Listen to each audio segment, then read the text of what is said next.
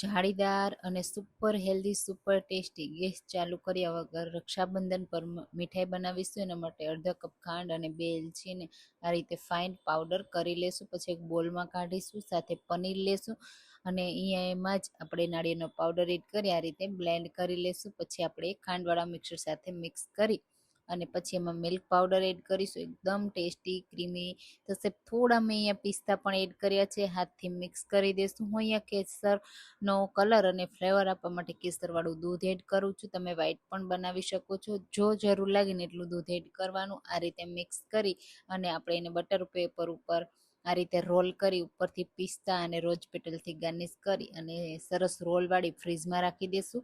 10 minute પછી આપણે રોલને આ રીતે લઈ લેશું અને કટ કરી અને સર્વ કરીશું. તહેવારોમાં એકદમ ટેસ્ટી હેલ્ધી તો એકદમ પરફેક્ટ આપણી મીઠાઈ તૈયાર છે. જરૂરથી જરૂર ટ્રાય કરજો.